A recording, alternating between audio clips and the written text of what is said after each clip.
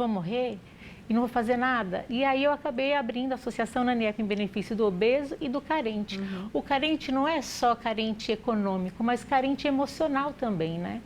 E aí eu tentei inicialmente começar a buscar essa causa, na época do Orkut ainda, ó, e tentei... Foi quando tudo começou, né? Acho que foi a primeira rede social, né? Que a gente começou a ter contato com várias pessoas e tal, né? E aí tinha aqueles grupos, né?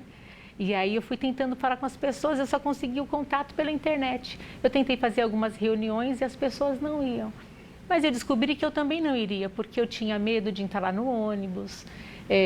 As roupas que tinham para as pessoas obesas há 25 anos atrás eram quase capas de guarda-chuva, eram roupas muito esquisitas para as mulheres. Hoje em dia você tem plus size que você encontra em qualquer lugar, mas naquela época... E não é só isso, né? Hoje existe uma preocupação de transformar a pessoa que é dita acima do peso, né? Com roupas elegantes, que vistam bem, que tenham uma modelagem apropriada para ela e que não desvalorizem a pessoa. É uma moda né? inclusiva. Sim. Exato. Hoje existe essa preocupação. Eu tinha uma vontade de abrir uma frente de capacitação profissional para obeso e sobrepeso, que era para a gente construir nossas próprias roupas, porque não existia. Quando eu tinha algum casamento para ir, eu tinha que usar a roupa da minha avó. Então, eu tinha 12, 13, 14 anos, 16 anos, eu tinha a roupa da minha avó para usar como opção. Porque até mesmo quando existia alguma moda mais voltada para pessoas obesas, era muito caro e aí era inacessível, né? Não, eu fico imaginando a autoestima, né? Quer dizer, você não ter algo para você, né? Você tem, porque nem você falou, eu tinha que usar a roupa da minha avó. Muito chato isso, né? É difícil, mas aí falei, bom, eu tenho que ter uma causa, vou lutar por essa causa e aí, de repente, essa causa não foi para frente. Mas, nesse meio tempo, eu já tinha me apaixonado pela área social e pela educação infantil. E aí, a primeira creche nós abrimos em 2026, né? Peraí, eu errei. Não, agora é 2026. Eu errei. Não, mas tudo bem, vamos fazer as contas direitinho. Você abriu a primeira creche, hein? Não, a associação eu abri em 2003. Tá, 2003 a associação. Em 2006, a primeira creche. Tá. E agora nós temos 5 creches e um trabalho para deficientes adultos de 18 a 30 anos. Ou seja, você mudou o foco, né, do atendimento, porque você viu que realmente aquela primeira tua intenção não estava, enfim, indo para frente, mas que o seu propósito poderia ser maior. Sim. E por que não dizer também atender de uma forma muito interessante outras pessoas que também precisavam, né? E aí eu descobri, dentro da parte dos deficientes, que eles sentiam a mesma coisa que eu sentia enquanto era obesa. E eu fui acolhida por eles. Eles gostavam da Nani do jeito que a Nani era, eu não precisava provar nada para eles. Então, eles mudaram minha vida. E aí, a mãe de uma atendida nossa, ela falou assim, eu sei o que você está sentindo, Nani, porque às vezes eu vejo alguém olhar para minha filha como se ela fosse um bicho. Então, isso me impactou de uma maneira muito profunda, que hoje eu sinto que a gente chama eles de meninos, porque não importa a idade deles, eles vão ser sempre os nossos meninos, e hoje eles fazem parte da minha corrente sanguínea, porque eu sou casada, não tenho filhos, mas esse trabalho é o que motiva a gente todos os dias.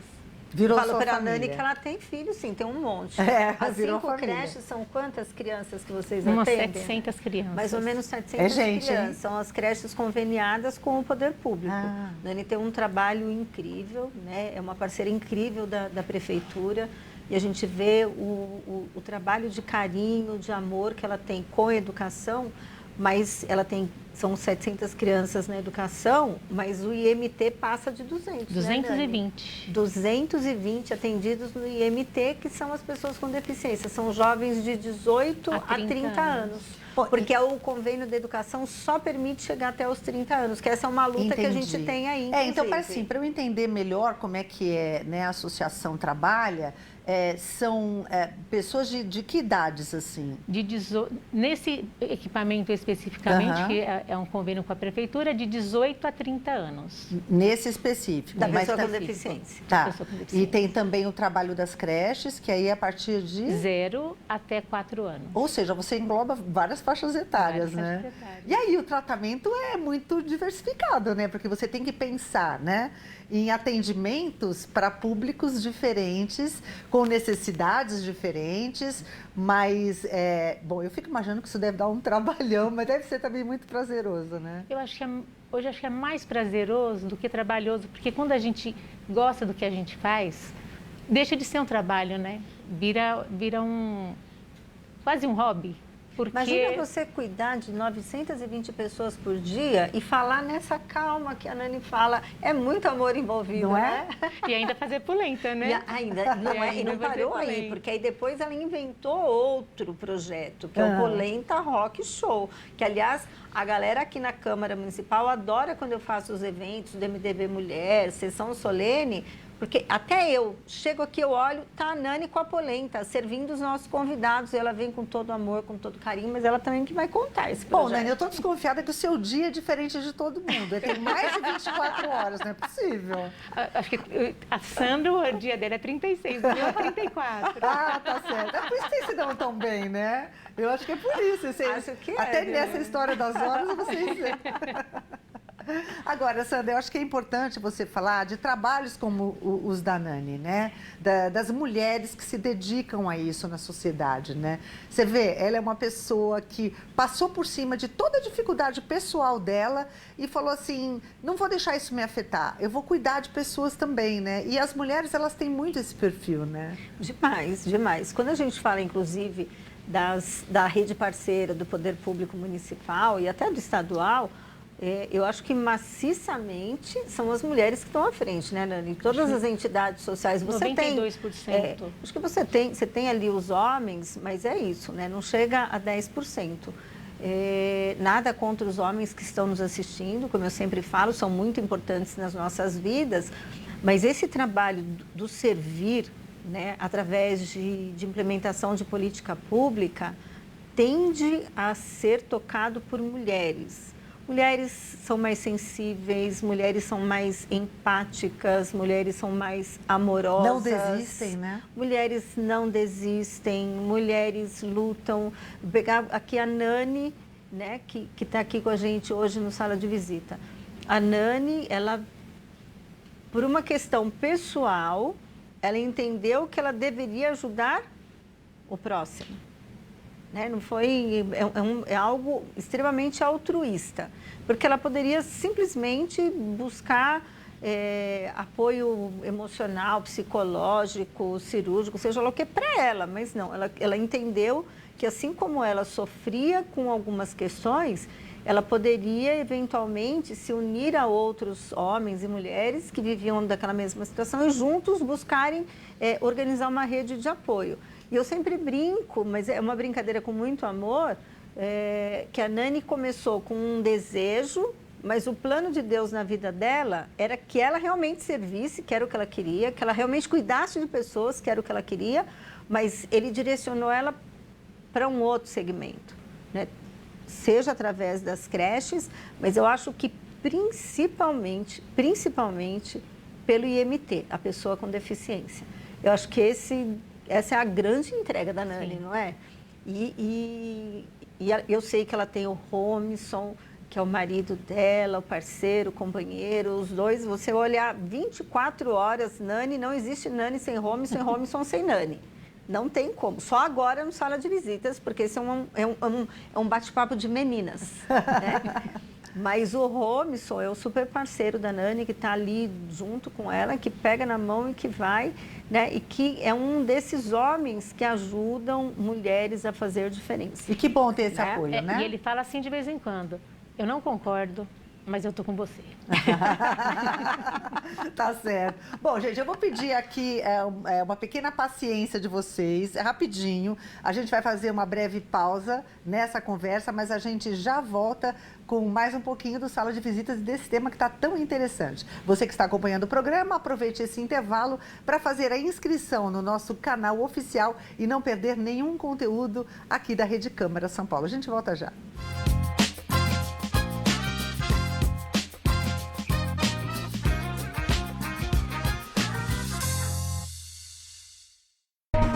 Câmara São Paulo, sua conexão com a política da cidade. Toda quinta-feira, às 14h, a gente tem um encontro com as pessoas que fizeram a história desta Câmara Municipal de São Paulo, o maior parlamento do país. Vossa Excelência Memória, eu te espero. Rede Câmara São Paulo, sua conexão com a política da cidade.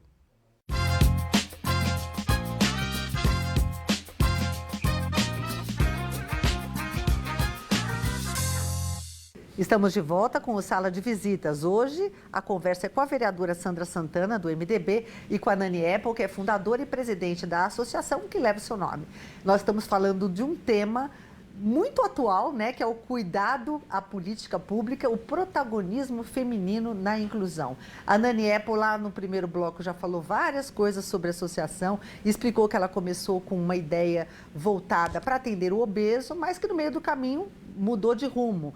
Mas você não explicou por que você é Nani Apple e é chamada dessa maneira. O Apple é da onde? O Nani é um apelido de criança, isso a gente já entendeu. Eu tinha até a Nani People, que eu achava muito bonito, o nome Nani People. Que eu falei, nossa, soa muito bem. Eu comecei a procurar nomes que combinavam com o People. Por coincidência, a obesidade que eu tinha era em forma de maçã. Que existem mulheres que é em forma de pera, que é assim, e maçã que é toda redondinha. Eu era toda redondinha. E aí, achei que combinou Nani Apple. Aí acabou ficando. Então, agora já entendemos o porquê desse nome específico. E continuando com você também, Nani, eu queria que você contasse pra gente, hoje, quais são os principais desafios da associação? Os maiores desafios são em relação aos meninos que nós atendemos com deficiência, porque nós só conseguimos atendê-los dos 18 aos 30 e depois dos 30 eles ficam sem atendimento. E o programa que a Prefeitura oferece do IMT é muito importante porque ele oferece também o transporte gratuito. E é um momento que os pais, eles precisam desses momentos também para poder ficar tranquilos, sabendo que o filho está num lugar seguro e os tios que têm essa responsabilidade de levar, né? Que a gente fala, são condutores, mas a gente carinhosamente chama de tios do TEG, né? E tem alguns outros programas, mas que não oferecem esse suporte do TEG, então os pais não conseguem levar. Muitas vezes os pais também têm alguns problemas de saúde, e aí acaba que os meninos ficam em casa ociosos. Eles mandam mensagem, ligam pra gente, é muito triste. É porque primeiro que eles se apegam demais, né, ao trabalho, e aí de repente não podem mais fazer parte, é complicado, né? E vereadora Sandra Santana, eu acho que aí entra a questão da política pública, né? Será que existia alguma forma de, sei lá, inserir essas pessoas? Porque, óbvio, conforme elas vão ficando mais velhas, né? O funil vai ficando difícil, né, nesse sentido. Nós tivemos, eu não vou me lembrar se foi em 22 ou foi em 23, numa dessas andanças do prefeito Ricardo Nunes, o Prefeitura Presente, foi feito lá na Brasilândia. E o que eu fiz? O IMT, ele, na ocasião, eram 19 entidades sociais que tinham um convênio com a Secretaria Municipal de Educação para prestar esse serviço. Hoje, acho que são 12, né? 11. Hoje nós já temos 8 entidades sociais a menos do que naquela ocasião. Mas eu reuni as 19 entidades para a gente bater um papo com o prefeito e levar essa preocupação, né? Por quê? A legislação, ela diz que na educação, o convênio só pode ser firmado entre 18 e 30 anos, que a partir dos 30 anos deixa de ser um atendimento da educação e passa a ser um atendimento da assistência social. Só que quando vai para a assistência social, o programa muda o escopo, a forma de atendimento e principalmente isso que a Nani falou, a questão do TEG, que é o transporte que é ofertado. Então, existem mudanças que nem todas as famílias conseguem se encaixar. E eu lembro que nós estivemos lá com o prefeito, fizemos essa reunião com ele naquele dia. E depois, numa outra ocasião, no ano seguinte, um ano depois, eu fiz o convite ao prefeito para ele conhecer o IMT. E aí ele foi lá junto com a gente, viu? Você não atendia as 220, não, a gente aumentou, eram 188 atendidos que a Nani tinha e a gente mostrou que tinha condição de atender mais, que tinha demanda, tinha fila de espera. Né? Ele ficou encantado com o que ele viu, né? Autorizou o aumento de demanda, tanto que passou para 220, e ele sai, inclusive, falando para todo mundo da famosa polenta, porque ele comeu a polenta. Aliás, por falta de desculpe, prefeito, mas eu vou lhe entregar, ele comeu 3 potes de polenta naquele dia, né, Nani? E ele mesmo se serviu, né? E ele que mesmo serviu. foi lá na panela, porque o IMT, fala assim, mas o que tem a ver a polenta? O IMT, uma das capacitações que o Nani Apple oferta para os atendidos é a capacitação em gastronomia.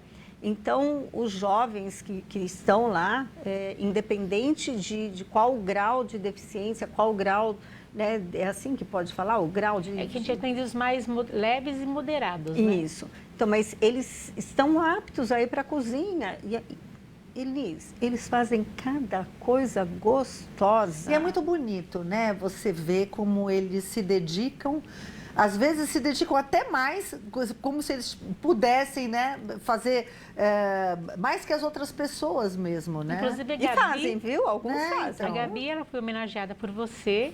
É verdade. Ela é autista e ela faz bolos assim maravilhosos e ela faz sozinha e ela é incrível. Aqui na nossa solenidade da Semana das Juventudes, a Gabi foi uma das jovens homenageadas aqui. Inclusive, a gente tinha uma preocupação, porque no caso do autista, dependendo da situação, em lugares com muita gente, né? o ambiente, para eles é complicado. E a gente estava meio preocupada com a Gabi, A gente fez né? um trabalho bem cuidadoso, porque ela trava. A gente foi fazer uma gravação da polenta, que eu fui fazer com eles, e ela travou. Barulho, às vezes. Mas né? o que foi interessante é que ela sempre foi muito menosprezada por toda a família dela por ser autista.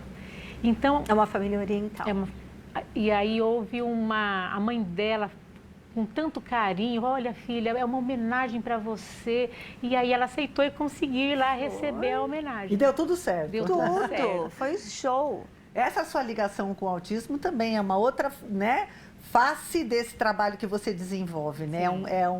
Uma face, aliás, que você tem um carinho muito especial, né? Trabalhar com os autistas deve ser, assim, um presente, porque eles são pessoas... que eles têm um jeito de ser diferente, são amorosos, São únicos, né? Cada um é único, né? E eles têm, né, uma coisa de amorosidade, de atenção, que muitas vezes as pessoas deixam passar, né? E não tem, né? E a gente acaba que se apega de uma maneira muito especial. Tem lá o Miguel, e aí de vez em quando ele manda uma mensagem e fala assim, olha, depois que eu fizer os 30, eu posso ser um educador seu? Não, não pode, Miguel. Ele falou, o que você acha melhor para eu estudar? Eu falei assim, olha, a gente quer fazer fotografia, você pode ser um fotógrafo ou chefe. Ele disse, acho que eu vou querer ser um chefe. Então ele já está se preparando para quando ele fizer 30 anos, ele assumir o lugar do Pedro, que vai se aposentar daqui a alguns anos. Né? Ela já está aumentando já, né? A rede de atendimento, inclusive, né? Não, mas a Nani, ela já tem uma filinha de espera aí de demanda, que a gente tem um plano. Se bater um certo número aí, a gente vai fazer um pedido ao prefeito para ele autorizar a abertura de mais uma unidade. Bom, eu acho que já tem demanda. O prefeito deve estar assistindo Sala de Visitas, ele já está ficando esperto, que é para, né, ajudar a Nani na associação. Agora, Nani, essa questão com o autismo é também uma questão pessoal? Você teve, por exemplo, caso na família, alguma coisa assim, que você já tinha o conhecimento? Isso te ajudou também na associação ou Eu não? posso dizer que foi o contrário. Foi o contrário? Holmes, meu marido, é autista e a gente descobriu tardiamente, tem 1 ano e meio que nós descobrimos que ele é autista. E eu falava assim, Holmes, não é possível que você seja só chato. Você tem que ter alguma coisinha.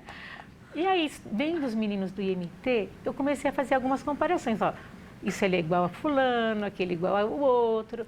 E aí eu falei assim, ó, melhor você passar na psiquiatra. Aí depois de insistir muito, porque ele tem várias manias, vários rituais, eu me arrumo em 15 minutos, o Holmes é 45 minutos, no mínimo. Então eu falei, não, alguma coisa tem. Aí ele passou na psiquiatra e foi constatado ainda que ele realmente tem o autismo. Mas então, na realidade, no meu caso, foi o contrário. Mas descobrir para nós que ele é autista mudou a nossa vida, porque ele é nível 1 de suporte, mas ele precisa de um suporte. E aí ele começou a fazer tratamento, porque ele é músico, ele ama música, mas ele não via a hora do show acabar para ele ficar recluso. Eu falei, mas isso não é normal, como é que você quer fazer um rolê desse que você quer ficar recluso? Ele falou, eu não sei. Aí depois, agora, o ano passado, nós fizemos 35 shows. Tudo isso.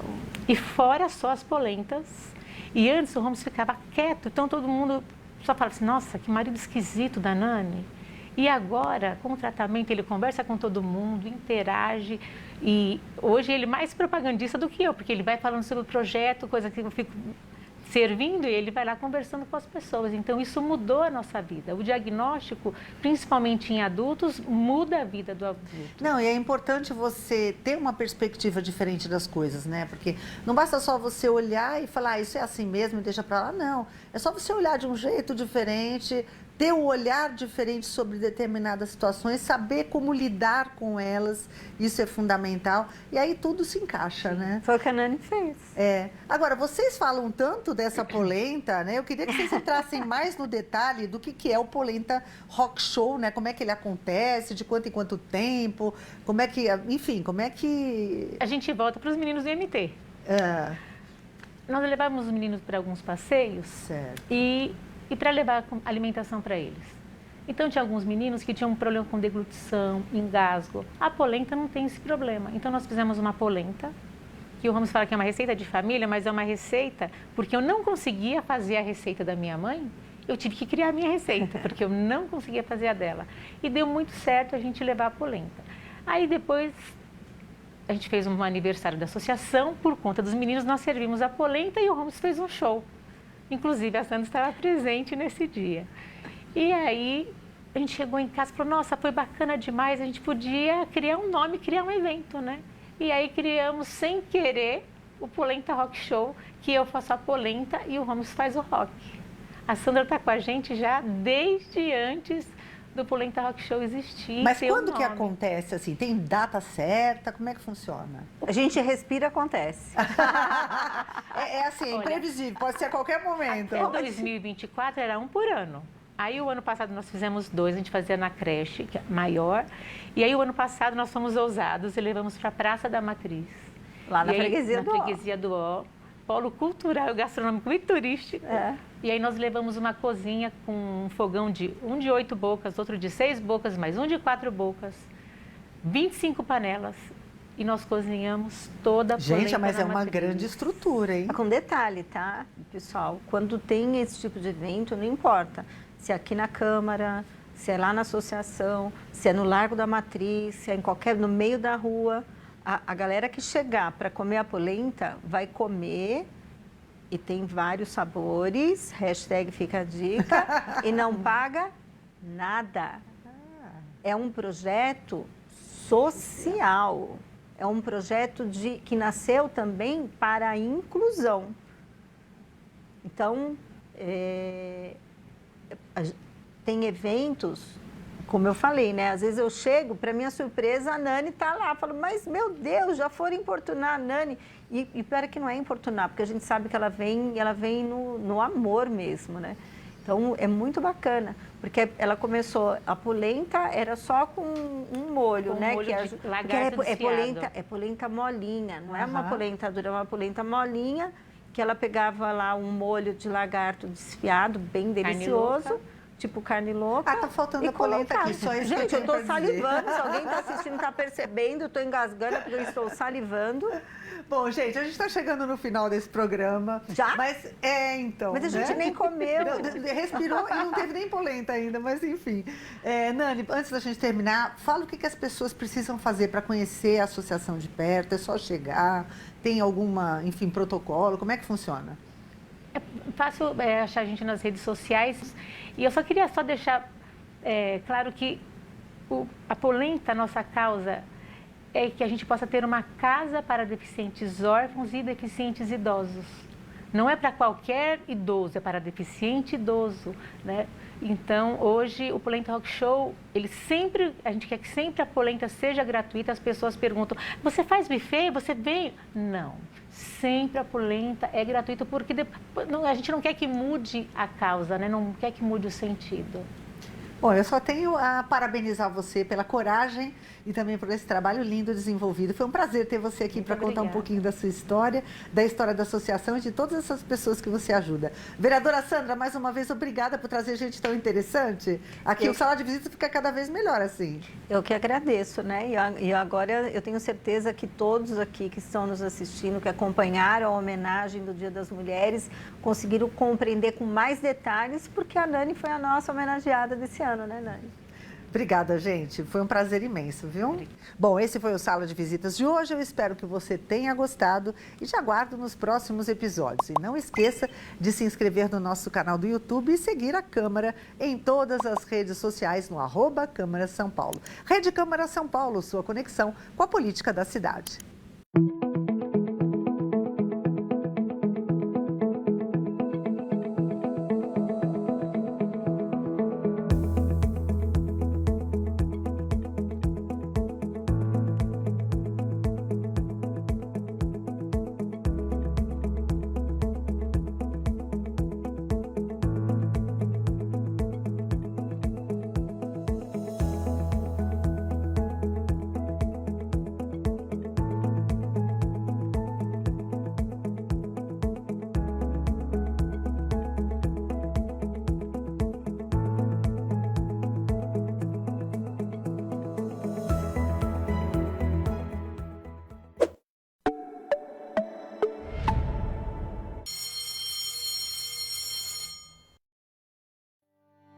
Rede Câmara São Paulo, sua conexão com a política da cidade.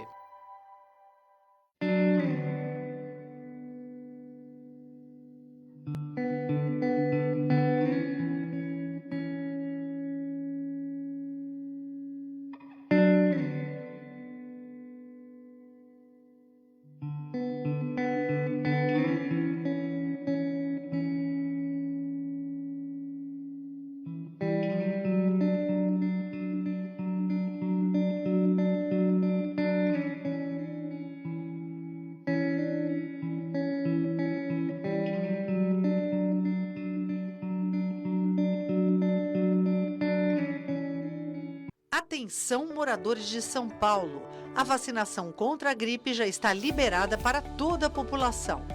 Vacine-se nas UBSs de segunda a sexta-feira, das 7 da manhã às 7 da noite.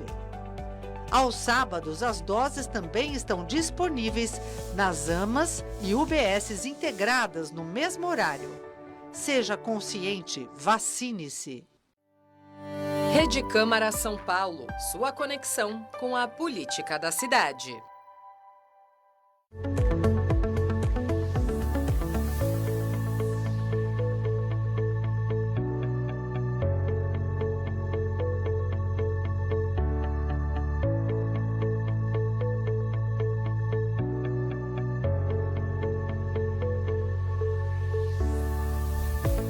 Para além do entretenimento, da educação e da arquitetura, a realidade virtual também tem se mostrado uma importante ferramenta de inclusão.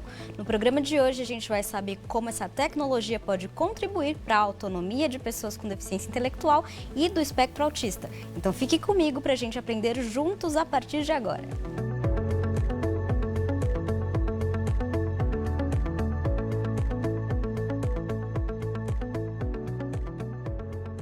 Olá, sejam muito bem-vindos ao programa Diversidade. Eu sou a Suelen Gonçalves e vou fazer a minha audiodescrição.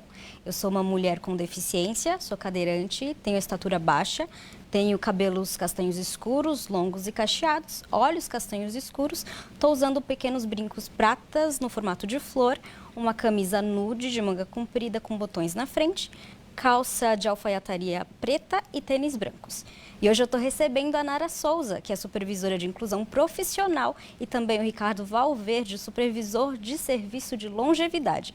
Ambos atuam lá no Instituto Jô Clemente, que é referência nacional na inclusão das pessoas com deficiência intelectual e também das pessoas dentro do transtorno do espectro autista. Com a ajuda da realidade virtual, eles encabeçaram um projeto cuja ideia é criar ambientes que vão simular a realidade da mobilidade urbana, estimulando o exercício da autonomia e da autoconfiança. E eu dou as boas-vindas a ambos. Obrigada pela colaboração de vocês aqui. Boa tarde, Suelen. Eu sou a Nara, sou supervisora da inclusão profissional, sou uma pessoa de 1,5 m, mais ou menos. Hoje estou com uma camisa rosa, com o logo do Instituto Jô Clemente, calças pretas e sapatos vinhos. Meus cabelos são até a altura do ombro liso, olhos castanhos e um batom avermelhado. Boa tarde, Suelen. É um prazer estar aqui. Meu nome é Ricardo Valverde.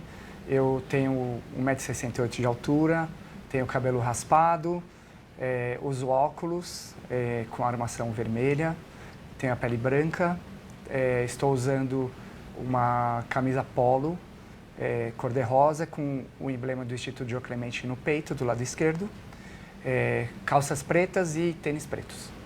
Bom, para a gente fazer o negócio ficar dinâmico por aqui, todas as perguntas que eu fizer eu vou direcionar para os dois, tá bom? Eu quero ouvir um pouquinho de cada um para a gente entender melhor como cada um atua ali dentro do Instituto. Eu quero começar, Nara, perguntando como surgiu a ideia de utilizar a realidade virtual dentro do trabalho do Instituto. Como eu falei ali, quando a gente começou o programa, a gente conhece a realidade virtual nos games, no entretenimento. Isso. Quando foi que vocês viram que é possível inserir isso para ajudar as pessoas com deficiência? Os nossos atendidos, nós sempre realizamos um trabalho com eles de autonomia e independência. Então, tanto a longevidade quanto a inclusão profissional sempre realizou trabalhos na questão do ir e vir. E para a inclusão profissional, esse é um aspecto muito importante, principalmente na hora da escolha de ir para o trabalho, né? E aí, em 2024, no meio de 2024, nós conseguimos uma parceria com uma empresa internacional, onde nós elaboramos todo, né, o jogo. Nós, os supervisores, e uma profissional também da área da tecnologia, que é a Georgina, nos ajudou a criar esse jogo, pensando nessa autonomia do ir e vir, tanto para o serviço de longevidade, onde tem esse objetivo, quanto nós da inclusão profissional. Essa sala ela foi idealizada, né, e foi criada em parceria com a Fundação Alstom, que é uma empresa francesa de tecnologia de energia e de transporte.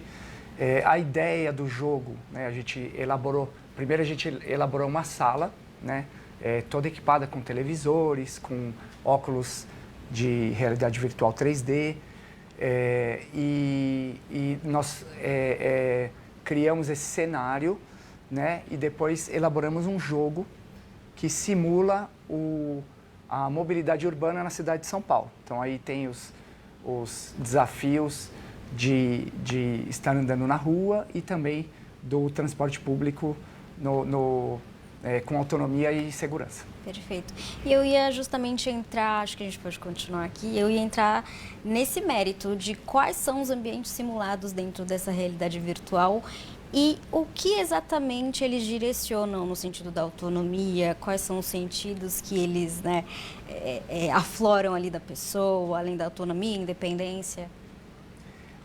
A gente tem um jogo chamado Caminho Seguro e ele simula o ambiente da rua.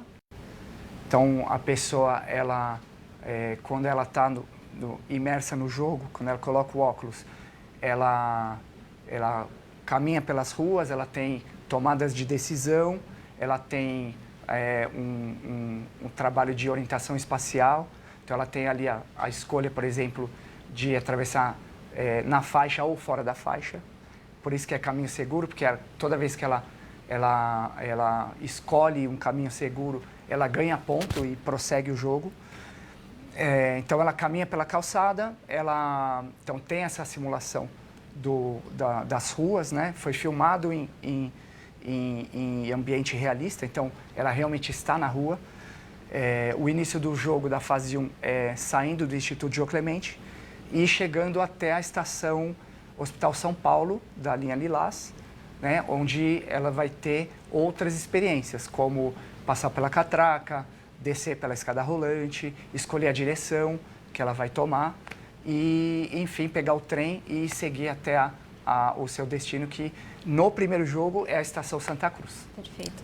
E numa metrópole como São Paulo, a gente sabe que acontece de tudo num dia só, né? Sim, então, sim. Isso também foi colocado ali dentro da realidade virtual. Todos os obstáculos que possam ser encontrados dentro da cidade de São Paulo, que realmente é imprevisível. Exatamente. O jogo, ele é a realidade. Então, na hora de atravessar a rua, se você não faz o movimento de lá, você simula um atropelamento e o jogo te sinaliza isso. E tanto dentro do espaço do metrô, as orientações de você vai andar na esquerda, você vai andar à direita, que no nosso dia a dia a gente faz no automático.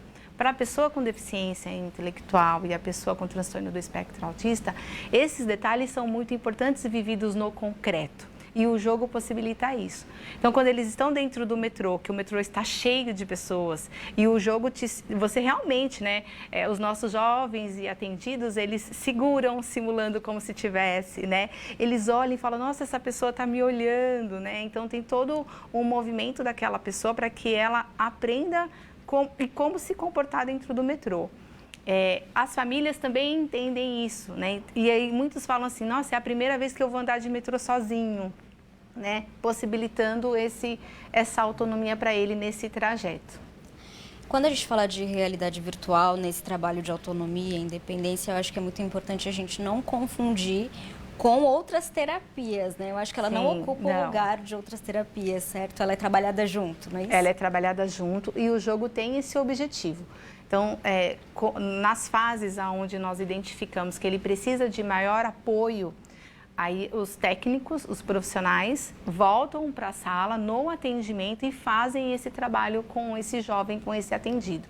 Então, ele é um recurso a mais, ele é uma possibilidade a mais. Qual é a importância de trabalhar isso junto de outras terapias? O que uma faz que complementa a outra? A gente tem uma equipe multidisciplinar, né, com várias terapias, com a psicologia, a terapia ocupacional, a fonoaudiologia, a fisioterapia, né, temos arteterapia, musicoterapia, todo esse olhar, esse trabalho em conjunto, né, juntamente com a atividade de realidade virtual, ela compõe ali vários olhares, várias intervenções para que a pessoa tenha mais autonomia, mais independência, possa tomar suas decisões, possa caminhar com liberdade e segurança na cidade de São Paulo. E de que forma esses desafios vão fortalecendo esse encorajamento mesmo, no sentido de não terem medo de enfrentar o mundo, de saberem que dentro do ambiente simulado eles vão enfrentar exatamente o que eles vão enfrentar no mundo ali fora? Essa é uma característica muito importante do jogo, porque a pessoa ela é imersa numa realidade virtual, mas ela enfrenta os mesmos desafios que ela vai enfrentar na rua. Então, assim que ela passa pelo jogo e depois que ela vai para a rua e vai caminhar no metrô, todo esse trabalho ele é solidificado nesse comportamento, né? Na escolha, nas decisões que ela vai tomar. Então, isso é bem importante, né? A gente faz todo esse processo de desenvolvimento, de autonomia, de independência na sala de realidade virtual com esse jogo, mas para que ela possa, né, na cidade de São Paulo, estar caminhando com bastante segurança e protagonismo. Como foi o processo de adaptação deles, assim? Vocês percebem que houve um certo receio, houve uma facilidade de entender e se divertirem? Eu acho que nós vivemos de tudo lá, né? Tem pessoa que fica assustada na hora, simula que realmente está segurando o metrô, o ambiente, né? Tem pessoas que até falam assim, nossa, para o nosso instrutor, por exemplo, você precisa aprender a andar na rua, né? Porque às vezes o próprio instrutor vai fazer a simulação de não andar na faixa para mostrar. Então a gente teve todas as reações. Eles gostam muito, é um trabalho de verdade que faz diferença na vida deles, né? Então, todo mundo que visita o Instituto, que conhece o trabalho de realidade virtual, gosta muito. E os nossos atendidos querem sempre estar participando. Nós estamos fazendo a segunda fase agora, que estamos na fase de implantação, né? Então, vai ter uma parte de baldeações, então ele passa de um metrô para o outro. E mesmo que não seja o trajeto da casa dele, o que é muito importante? Ele saber como tomar uma decisão diante de uma situação que aconteça. Eu me perdi, fui para o lado errado, o que eu faço? Né? Qual a orientação que eu tenho? E ali ele tem a possibilidade de viver isso de uma forma real. Né? Quantas pessoas já foram atendidas com esse trabalho? Na primeira fase foram 900 pessoas atendidas, né? E a gente também fez questão de que os familiares passassem pela experiência, porque justamente, mesmo aquelas pessoas que ainda se locomovem na cidade acompanhadas, a nossa intenção é que depois do jogo elas passassem a ser as protagonistas do trajeto. Então, elas vão tomar a decisão e aí, caso precise de algum apoio, o familiar está lá e apoia. Então, a gente fez esse trabalho com as pessoas com que a gente atende, com deficiência intelectual e transtorno do espectro autista, né, que foram mais de 900 pessoas, e também com os familiares. Então, passamos de 1.500 pessoas que passaram pela experiência. Bom, eu quero saber como faz para ter acesso e muitas outras coisas, mas eu preciso agora pedir licença para vocês para chamar o nosso break, tá bom? Obrigada. Obrigado. Bom, a gente vai chamar um rápido intervalo. Aproveita esse momento para se inscrever no canal da Câmara de São Paulo no YouTube e também adicionar a playlist do Diversidade aos seus favoritos para ter acesso na íntegra a todas as edições do programa. Eu volto já.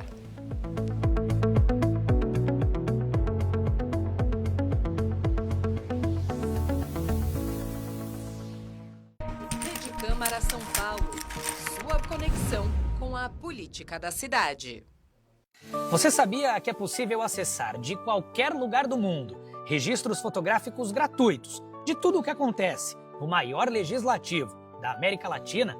O Flickr da Câmara disponibiliza um banco de imagens aberto ao público e aos profissionais da imprensa, com fotos de eventos, atividades da casa, do trabalho dos vereadores e muito mais.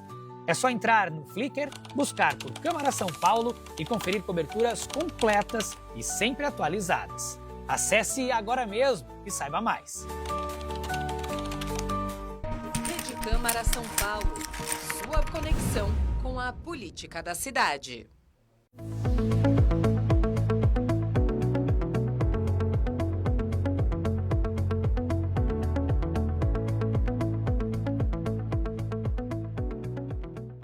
Voltamos com Diversidade. Eu estou bem acompanhada aqui pela Nara Souza e pelo Ricardo Valverde, do Instituto Jô Clemente, que vem trazendo inovações com a utilização da realidade virtual no atendimento de pessoas dentro do espectro autista e com deficiência intelectual. Eu vou continuar aqui esclarecendo e perguntando muita coisa para vocês dois, tem muita coisa para tirar dúvida. Como eu falei no bloco anterior, eu quero saber como fazer para ter acesso a esse tipo de atendimento. As pessoas hoje que frequentam, né, o Instituto Jô Clemente têm acesso e a gente já fez a divulgação, levamos em feiras, em eventos que possam participar. Também temos algumas parcerias com outras instituições que atendem pessoas com deficiência que a gente pode também oferecer e experimentar essa realidade virtual. Já que você falou das parcerias, queria entender melhor como é que funciona isso e quais benefícios tem trazido esse tipo de parceria. Nós fizemos alguns eventos internacionais, né, onde nós levamos a realidade virtual, o óculos que as pessoas puderam experimentar. Participamos da Feira da Reatec também, que foi uma outra parceria importante, onde conseguimos atender muitas pessoas lá que passaram pela feira e tiveram essa experiência. E esse ano estamos aí, né, buscando, proporcionando também algumas possibilidades de parcerias com outras instituições, outros locais que atendam pessoas com deficiência e a gente pode realizar aí uma troca de experiência. Bom, eu queria saber dos obstáculos, o quanto foi dificultoso, o que vocês encontraram no caminho para trazer esse tipo de tecnologia para que seja possível proporcionar para o maior número de pessoas possível esse tipo de atendimento. O que ainda precisa melhorar para facilitar todo esse processo? Acho que o processo entre o projeto do jogo, né, a idealização do jogo, até ele ficar pronto para começar a experiência, ele é um processo longo, né? Então tem todo um projeto para idealizar a busca de parceiros, né? A gente encontrou a Fundação Alstom, que nos auxiliou nesse processo. Tem a gravação do jogo, né? Do trajeto, né? Aí a gente também teve a parceria com o metrô de São Paulo, né? Então, tem todo esse processo. Aí, depois que faz a gravação, a gente tem ali a pegar a gravação e transformar no jogo.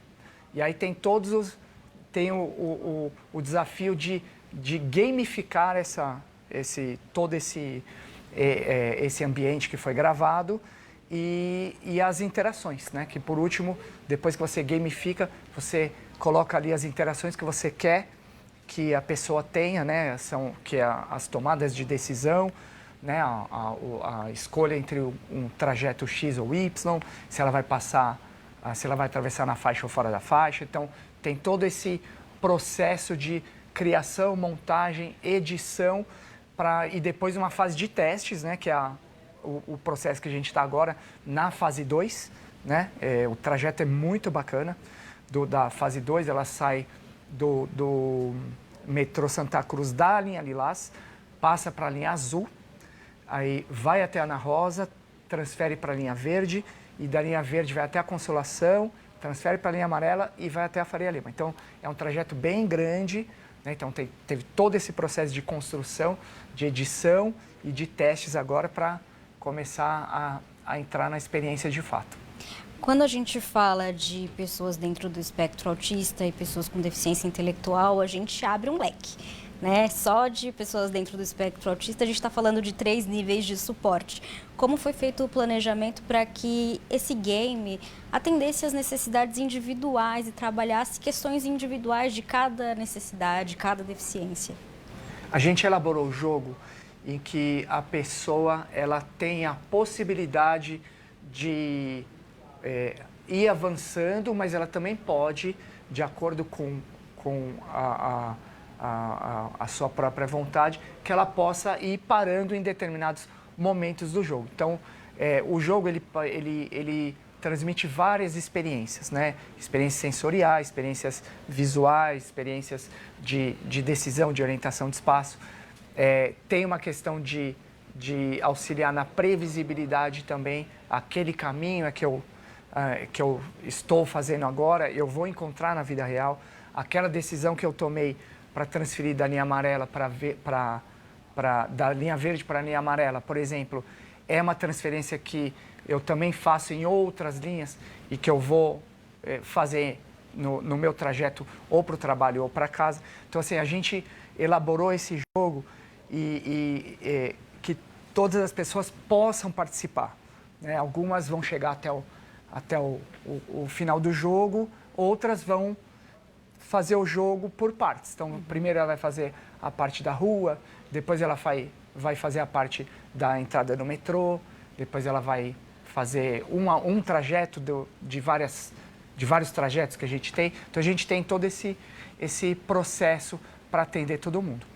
O quanto que é importante esse tipo de iniciativa, não só para as pessoas que vão utilizar, mas acho que também é muito importante no sentido de abrir discussão sobre como está a nossa mobilidade na cidade, né? Exatamente. Trazer um feedback para que a gente vá mudando as coisas aos poucos. Essa parceria com a Via Mobilidade e com o metrô, né, foi muito importante porque eles trouxeram exatamente esse olhar. Né, o que nós vamos amadurecer, o que nós vamos mudar com esse jogo, né, com o Instituto Jô Clemente, possibilitando viver esse jogo para que a mobilidade urbana seja mais acessível para todos. Né? Foi um ponto bem importante. Foi tão importante essa parceria, né, porque justamente durante o jogo, o pessoal do metrô foi até o Instituto Jô Clemente e ele nos deu orientações de como abordar certas orientações que o metrô acaba fazendo durante o ir e vir da cidade de São Paulo, que é uma cidade, né, uma cidade muito grande, né, com muita circulação. Então, a gente colocou no jogo orientações que o metrô nos fez.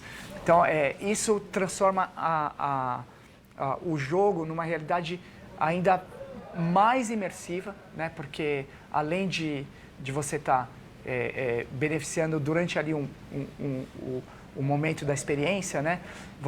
Aquilo que você escuta no jogo como orientação do metrô, você vai escutar no seu trajeto da vida real. E vice-versa também, porque eles também puderam ouvir o nosso lado, né, em relação a como uma pessoa com transtorno do espectro autista, por exemplo, pode se comportar com o barulho barulho sonoro do metrô. Né? E como que a família pode acalmá-lo ou ter a previsão do que vai acontecer ali.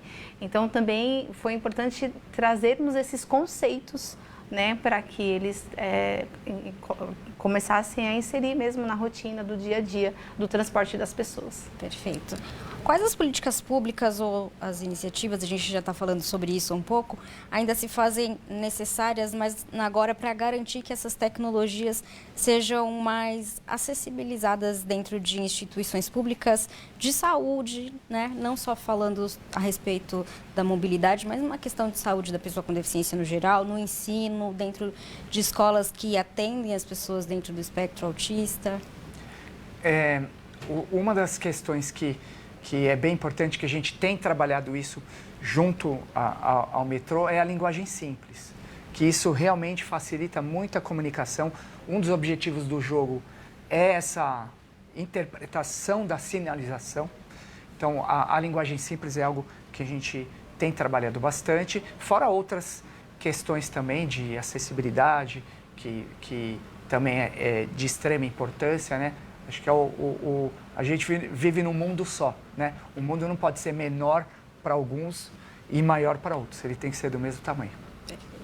Agora, vocês falaram aí, estão falando várias vezes a respeito de atualizações desse recurso. Posso ter uns spoilers a esse respeito? Pode. Bom, o primeiro jogo, né, a primeira fase do jogo, a gente tinha algumas interações, a gente só tinha um tipo de interação e de decisão, que era com o movimento da cabeça. E aí, na fase 2, e a fase 1, ela foi toda feita com fotografias, né, fotografias de 360. E a fase 2, ela está sendo projetada com pequenos vídeos, então você vai ver as pessoas se movimentando durante o percurso, nas ruas, no metrô. E a interação, ela também se divide entre o movimento de cabeça e também o movimento das mãos, ali, por exemplo, quando você vai apertar o elevador. Perfeito. E estamos pensando ainda numa outra fase, que é a ampliação ainda desse trajeto. Então, temos isso aí em andamento. É um spoiler mesmo, né? Pode dar um spoiler. Mas temos aí a fase 3, 4, que a gente vai ainda ter um novo trajeto. Estamos pleiteando isso. E para a linha vermelha, né? Que é uma linha muito mais utilizada. Complexa, né? E quem sabe aí chegar no trem. Bom, como o poder público pode possibilitar que as articulações para a formação profissional, para trabalhar com esse tipo de formação, e também quais critérios e habilidades esses profissionais que trabalham com isso, como vocês, precisam dominar? Quando a gente fala da inclusão profissional, né, a gente tem aí a lei de cotas, né, que é uma lei que favorece a inclusão das pessoas no mercado de trabalho. Então, as pessoas, elas são selecionadas e são direcionadas de acordo com as habilidades que ela tem e com as parcerias que são feitas. Em relação ao poder público, eu acho que o próprio metrô, né, o próprio governo, as próprias entidades hoje estão muito mais voltadas com esse olhar, né, tanto para a inclusão no mercado de trabalho ou para a inclusão na mobilidade urbana, como é esse projeto. Então, acho que estamos em processo, e num processo muito importante, num processo de vitórias. Assim. Quais as expectativas aí para essa próxima fase, para quantas pessoas vocês vão atender? A gente tem a projeção de atender mais de 900 pessoas dentro do Instituto Jô Clemente, e também a gente pretende aí participar novamente de feiras como a Reatec, de congressos internacionais, como no ano passado a gente participou da Global Disability Summit em Berlim, que foi o Instituto Jô Clemente foi o único representante do Brasil. Então a gente tem essa expectativa de alcançar cada vez mais pessoas, né, para que a gente possa apoiar, né, e assumir ainda mais o compromisso de apoiar a autonomia e independência das pessoas com deficiência intelectual e transtorno do espectro autista. Eu adorei conhecer vocês e o trabalho de vocês, só me resta agradecer. Infelizmente, a gente precisa encerrar o Diversidade, mas fica aqui o convite para vocês voltarem com outros assuntos, quando sair essa nova fase do game, para a gente falar aqui de novo. Obrigada, viu? E fica o convite também para você ir lá conhecer nossa sala, conhecer nosso espaço, experimentar, né, a realidade. Então fica o nosso convite para você ir lá, tá bom? certeza. Muito obrigada pela oportunidade. Obrigado, foi um prazer estar aqui. Fica o convite para nos visitar também. Prazer. Bom, gente, Diversidade fica por aqui. Você pode ficar por dentro de tudo que rola na Câmara Municipal de São Paulo através do Instagram oficial. Basta seguir @Câmara São Paulo. Rede Câmara São Paulo, sua conexão com a política da cidade. Até a próxima.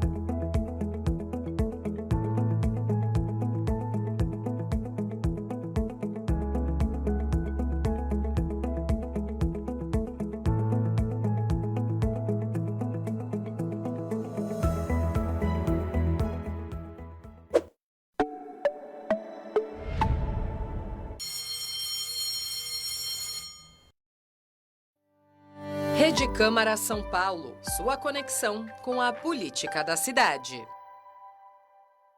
Um programa de entrevistas com tom intimista e olhar aprofundado. Toda sexta-feira, 14h, tem sala de visitas aqui na Rede Câmara São Paulo.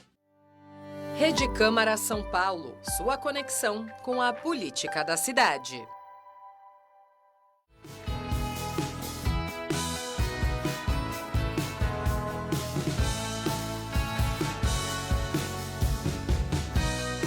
A mobilidade urbana é cada vez mais uma preocupação das grandes cidades. E aqui em São Paulo não é diferente.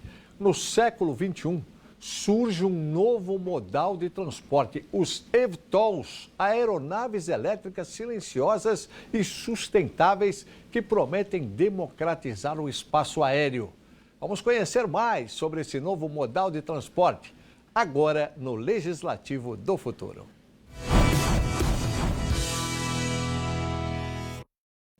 Olá, eu sou o Carlos Mário, sejam muito bem-vindos ao Legislativo do Futuro. A Câmara Municipal de São Paulo está de olho no futuro e no céu da cidade, que em breve deve receber um novo tipo de transporte, os popularmente chamados carros voadores. Para conversarmos sobre esse tema que parece filme de ficção científica, recebemos hoje o Procurador-Geral Legislativo da Câmara Municipal de São Paulo, Dr. Paulo Augusto Bacarin, e a professora e doutora em Direito do Estado pela USP, Irene Nohara. Sejam muito bem-vindos ao nosso programa.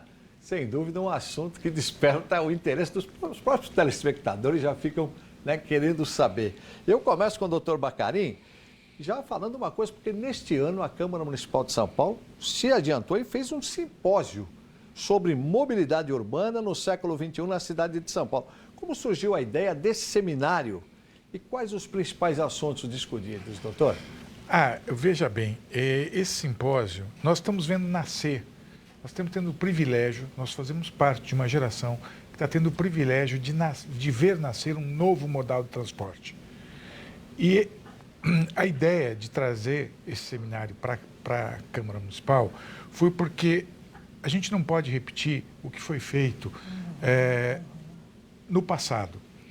Quando houve a privatização das telecomunicações, o processo foi feito todo em Brasília, havia uma disputa política muito grande em torno desse assunto, se privatiza, se não privatiza, enfim.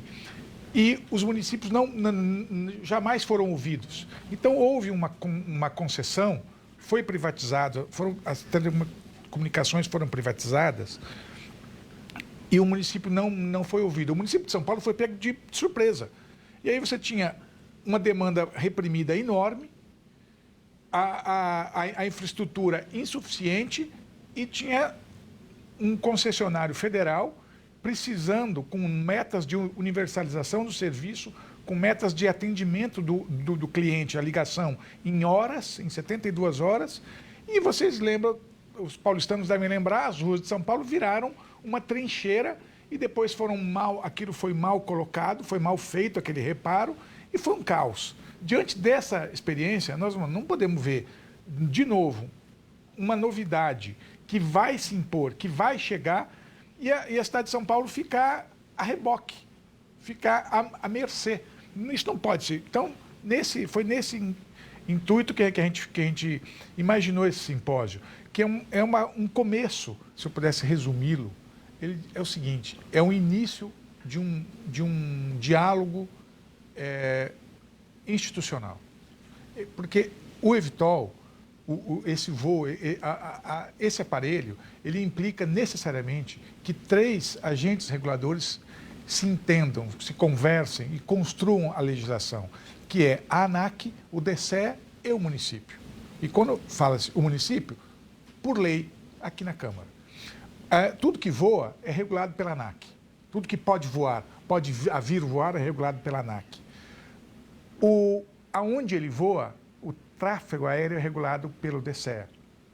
Mas aonde ele pousa e da onde ele levanta, e a infraestrutura que tem que estar no solo, e o polo gerador que ele vai gerar, esse assunto é absolutamente municipal.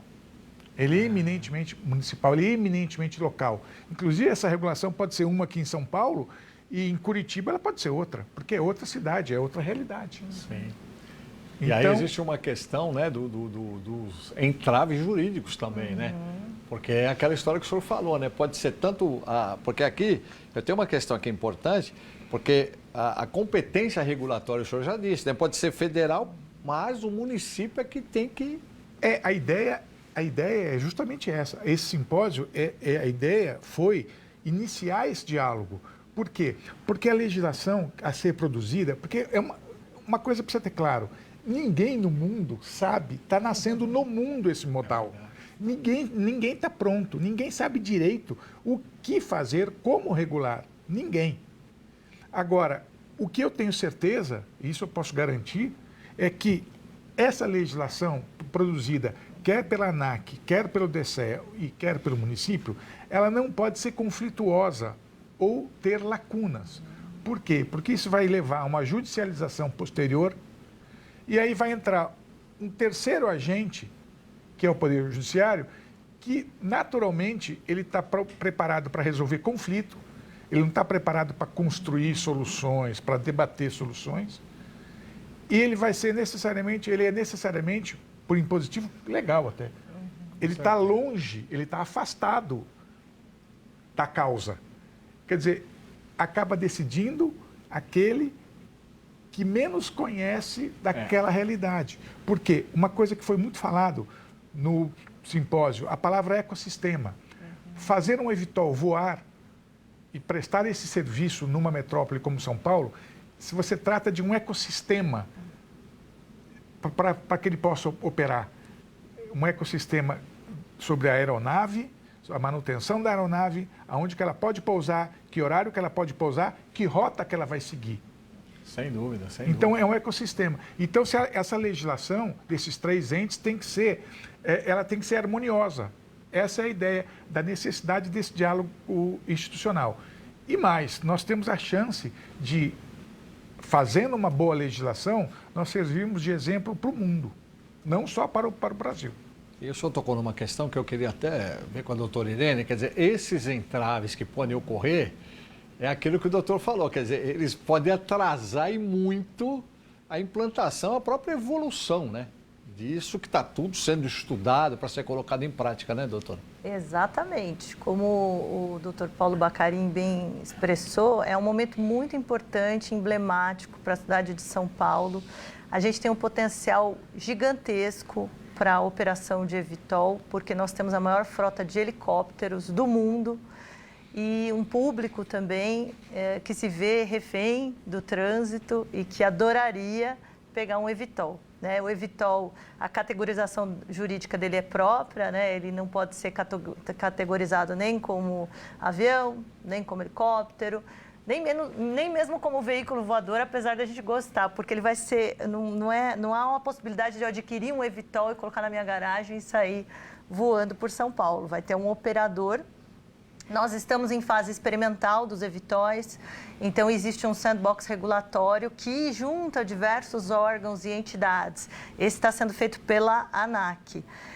Como o Dr. Paulo falou, o DCEA vai regular a questão do tráfego aéreo, mas também o município de São Paulo é essencial, aliás, todos os municípios serão essenciais para alocar, para disciplinar a infraestrutura de solo em que irá pousar o eVTOL, que se chama vertiporto. O vertiporto é a infraestrutura adequada para o eVTOL. Você pode até fazer um ajuste em heliponto, mas há necessidade justamente de trazer os pontos positivos do eVTOL, né? Que são a questão dele ser 100% elétrico, portanto ele é sustentável, então várias questões interessantes que nós estamos muito entusiasmados em debater. Já tem teste, doutor? Tem teste já nos Estados Unidos, na China? No Brasil. Né? Já tem no Brasil, Já né? Porque eu tem. ouvi falar alguma coisa em relação ele já fez Estados Unidos, China. Ele já fez 50 voos, né, de teste. O eVTOL brasileiro da Embraer já fez 50 voos. E aí é uma coisa interessante, eu queria pegar um gancho no que a Irene falou. O eVTOL não é um helicóptero, o eVTOL não é um drone. Ele é um novo modo, um novo veículo, é uma nova aeronave, com características próprias. Então eu diria, ele não é um helicóptero, ele é sustentável, ele não queima querosene e ele tem um nível de ruído muito, mas muito inferior a um helicóptero. E aí é preciso frisar uma coisa que é interessante que as pessoas saibam. A escala de decibéis, ela não é uma escala linear, ela é uma escala exponencial. Então, se uma coisa faz um ruído de 30 decibéis e aumenta para 40 decibéis, você aumenta 10 vezes o volume, o som. De 30 decibéis para 50 decibéis, esses 20 pontos, eles não são lineares, são 100 vezes mais o barulho. Uma coisa importante que as pessoas, evidentemente, estão assistindo já começam a querer saber, né? Qual a capacidade de autonomia? É possível levar uma pessoa, 2 pessoas? Eu acho que é importante vocês falarem sobre isso. Ótima pergunta. Bom, a gente tem vários protótipos em teste, né? Atualmente, nós temos inclusive um braço uma subsidiária da Embraer, que é a IVE, e o modelo é muito interessante porque a gente vai começar com piloto para depois termos também os veículos autônomos, mas vamos começar com pilotos e uma capacidade para 4 pessoas. Mas o eVTOL pode ter capacidade para mais pessoas também, e aí depende da regulação do país, né? Tem países que admitem até 9, outros até 6, mas a gente vai operar inicialmente com, pelo menos esses da IVE, com 4 locais ali. Muito confortável também, com muita tecnologia. Mais o piloto. Mais o piloto. Mais o piloto. Por enquanto. Porque existe a tecnologia para que ele faça isso tudo autonomamente, ele voe autonomamente. E a autonomia de voo? Autonomia 100 km. 100 km. Hoje, 100 km. Mas vai operar em trechos menores por segurança. Sim. Né? Por isso que é urbano, né? Por isso que é urbano. São 100 km e 4 pessoas, né? Mas o mais interessante, quer dizer, se é que pode se falar em mais interessante, o eVTOL, tudo é muito interessante, é que ele pode ser adaptado para carga, ele pode ser adaptado para uso médico e para resgate, para o resgate urbano. Quer dizer, um eVTOL do bombeiro, um eVTOL ambulância. Então, de um hospital para outro hospital, de repente você vai usar um eVTOL e não um helicóptero. Puxa vida. E carga também. Carga também. Dá para fazer carga. O doutor está falando uma coisa que eu estou me lembrando dos Jetsons. Todo mundo. Então não tem como. É automático. É uma cidade que a gente começa a ver a transformação e as pessoas que estão assistindo, tenho certeza que também se lembram, com certeza, de tudo isso. A gente vai fazer o seguinte, nós vamos para um rápido intervalo. Eu quero que você aproveite para fazer a sua inscrição no nosso canal no YouTube e nos seguir nas redes sociais. Nós já voltamos. Câmara São Paulo, sua conexão com a política da cidade. Toda quinta-feira, às 14h, a gente tem um encontro com as pessoas que fizeram a história desta Câmara Municipal de São Paulo, maior parlamento do país. Vossa Excelência Memória, eu te espero. Rede Câmara São Paulo, sua conexão com a política da cidade.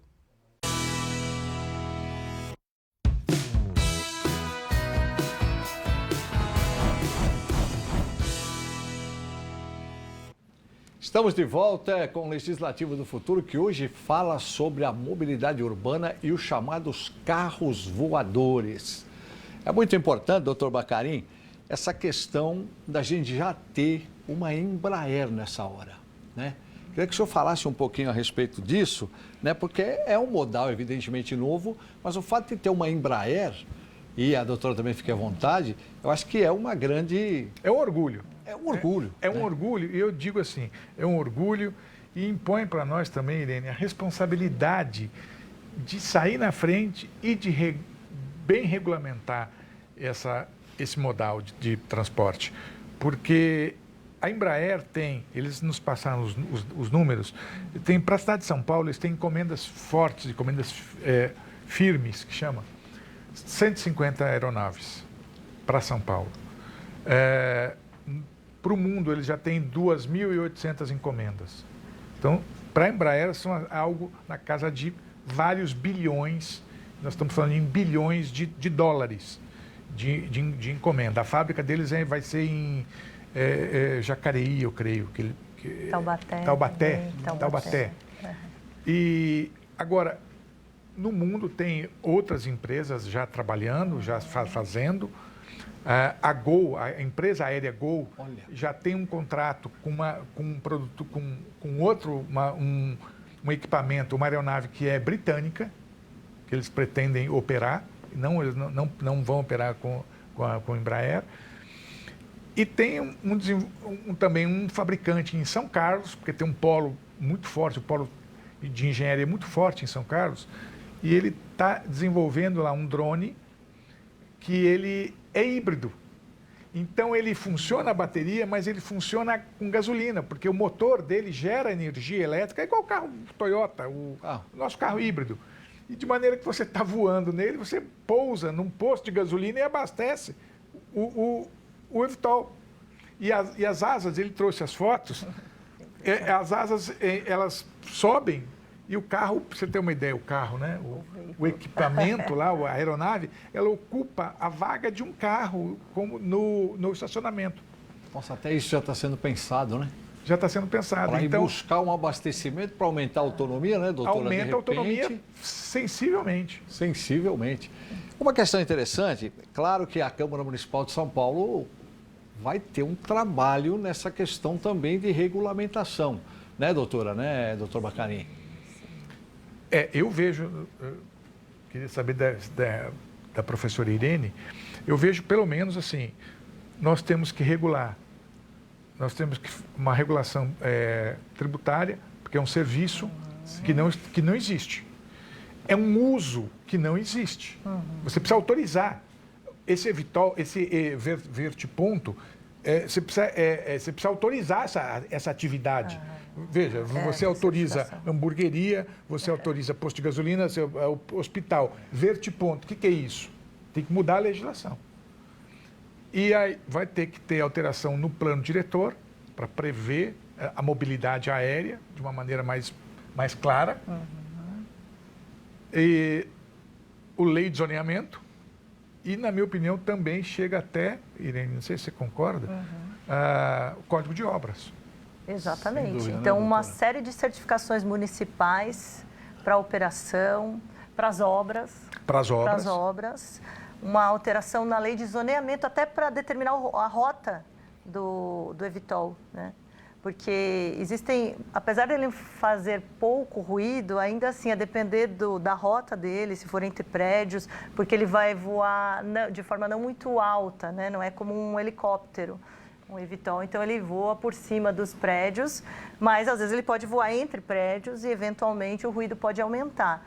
Então, a parte de ruído vai ser melhor, só que foi o que o Paulo falou, vai demandar toda uma adequação, porque a gente pode se considerar diante de um vazio regulatório. Nós temos regulação para helicóptero, nós temos regulação para outros tipos de veículos, até para drones, mas para Evitóis há necessidade realmente de ajuda. A conversa só começou. Então, por isso que esse simpósio foi assim, o primeiro pontapé de reflexão com diversos players, e inclusive com a ANAC, com o DCEA e com a Câmara Municipal de São Paulo para efetivamente já começarmos a pensar em conjunto, né, a sociedade, quais serão as modelagens e quais serão as exigências próprias para o Evitol. E trouxe também, né, a luz da... Porque quem está nos assistindo começa a pensar, né? Quem está nos assistindo agora está falando, poxa, mas como é que vai ser? O piloto, como é que será? Ele vai ter que ter tantas horas de voo. A infraestrutura para você ter, como a doutora disse, né, a questão de você voar entre os prédios, a infraestrutura, o custo, quem que vai custear? Então, você já tem alguma definição sobre isso? Por exemplo, o que foi discutido muito no evento, a partir dos engenheiros, né, nos trouxeram uma dificuldade, porque as pessoas imaginam que já haja um ajuste de heliponto em cima dos prédios. E não é o caso, porque os nossos desafios de fornecimento de energia elétrica não nos permitem rapidamente fazer esse movimento. Ao mesmo tempo, muito do vertiporto vai se dar ou no solo ou em edifícios com estacionamento e de 3 andares, para facilitar a infraestrutura. E aí o desafio maior esse edifício será privado, será em cima de um shopping center? Aí é um regime regulatório urbanístico próprio. Se será um edifício que será um ajuste, uma adaptação de uma infraestrutura pública, né? Então, por exemplo, do metrô, daí existe outra configuração legal, outras exigências, por vezes até exigências licitatórias para a concessão de uso de bem público, a depender de como será modelado o vertiporto, que é essa infraestrutura. Eu acho que vai acabar acontecendo as duas hipóteses. Na prática, vai acabar acontecendo o vertiporto numa área totalmente privada e vai acabar acontecendo o vertiporto numa área em equipamento público, né?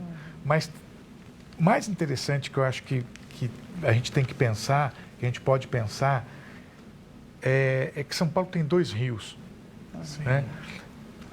Nós queremos, no Centro de Estudos Legislativos da Procuradoria, nós queremos trazer esse debate de mobilidade urbana também para a navegabilidade desses 2 rios.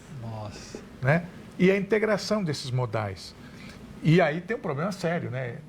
A professora sabe. A margem do rio, eu não preciso falar que qualquer coisa que aconteça no Rio Tietê ou no Rio Pinheiros influencia uma cidade chamada São Paulo. Isso eu não preciso explicar. Agora, pela Constituição, o leito do rio é estadual. O leito do rio é estadual.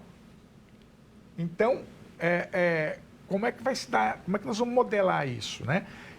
E hoje nós vimos exemplos de que esses vertiportos podem ser instalados, por que não, às margens de rios. Por que não? Vamos fazer uma integração, já pensei. Então dá para fazer uma integração modal. Você tem 2 rios em São Paulo. Então você imagine, você pega a carga desce em Guarulhos. Tem um canal, aliás, existe um canal do Rio Tietê que vai até muito próximo ao aeroporto de Guarulhos. Um braço.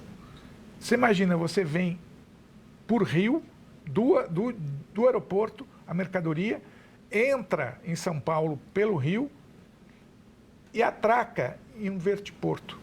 Nossa. É, sem dúvida nenhuma, é revolucionário. Revolucionário. Eu tenho certeza que quem está nos assistindo, e o doutor Bacarin sabe, a doutora também, a curiosidade das pessoas. Será que eu vou poder ter um Evitol? Quanto será que eu vou pagar? Né? Por enquanto... Então, as pessoas são assim, né? O senhor sabe como são. Isso ainda demora um pouco. Sim. É uma etapa mais para frente, né? Eu creio, não sei o que a doutora Irene acha disso. Eu acho que você ter o seu próprio Evitol, eu acho que isso não é, a perspectiva não é essa. Não é essa. Sempre ter uma empresa. Vai ser sempre ter uma empresa, uma responsabilidade civil, um seguro, né? Uma responsabilidade ali tecnológica para operar isso, né? Por quê? Porque, assim, imagine 1 milhão de Evitols voando na cidade de São Paulo. Não? Pois é. Exato. Não é possível. E não tem nem condições da pessoa, por exemplo, não é como um carro, né? Que você vai falar, não, eu vou poder. Não tem. Pode acontecer um acidente, pode acontecer uma série de problemas. Pode acontecer uma série de coisas. E o próprio uso indevido, né? O próprio uso indevido. Né? Mas o que o senhor disse, o que a doutora disse, é uma coisa muito importante, fundamental. Quer dizer, é uma questão, em princípio, de muita responsabilidade do próprio poder público, né? E das próprias empresas. para fazer efetivamente ter uma coisa para facilitar e para dar mais segurança. Então, claro que as empresas serão, claro, os pilotos e tudo mais, e serão mais um serviço, como o doutor falou, como a doutora falou também, à disposição aí sim das pessoas. Isso precisa ficar claro, né? O eVTOL não vem... Não é um veículo individual, particular. Ele não é um veículo particular, não é individual, ele não vai substituir não sei o quê, não. Ele é um modal que se soma à mobilidade urbana em São Paulo, que vai se somar na mobilidade urbana em São Paulo. Quando tiver eVTOL não vai ter helicóptero? Não tem nada a ver. Vai continuar tendo vai continuar tendo helicóptero, etc. Porque são modais que eles não competem, eles se complementam. Vai continuar tendo carro, vai tendo ônibus, vai ter o eVTOL. Exato. Claro. Inclusive, as primeiras rotas, elas estão prevendo muita dificuldade que as pessoas têm em chegar aos aeroportos. Então, muitas são conectadas com os aeroportos. Pelo que os reguladores falam, né? A própria Embraer, ela tem sondagens de mercado, né? E talvez eles imaginam que a primeira rota talvez seja Congonhas, Cumbica. Sem dúvida. Seria uma da primeira rota ainda que para experimental, mas seria uma rota óbvia, vamos assim dizer. E quantas vezes já aconteceu das pessoas perderem voos? Exato. Por causa Porque de um acidente de moto. Houve um acidente de moto, o cara perdeu o voo. Sem dúvida. O cara não, dezenas de pessoas. Porque aquilo vai acumulando, vai fazendo fila, você não pode andar ali. Não pode andar ali. Porque tem que ter o socorro. O eVTOL nessa hora vai ser... Nossa, isso é um sonho, né? Parece que as Guarulhos, Cumbica, Guarulhos, Congonhas, seja coisa de 15 minutos. Menos de 15 minutos. Menos de 15 minutos. Ele pode atingir uma velocidade, então, bem interessante, né? Para poder fazer. Ele é uma aeronave potente, né? Uma aeronave potente que vai trazer, efetivamente, muitas... chamou muita atenção, e eu queria que a doutora também falasse um pouquinho, essa questão do socorro, né? Sim. Eu acho que vai ser revolucionário. De socorrer, né? Muitas vezes, porque muitas vezes o helicóptero, evidentemente, que é muito difícil pousar. Eu sei porque foi muita reportagem, inclusive eu voei de helicóptero mais de 5 anos fazendo reportagem aérea.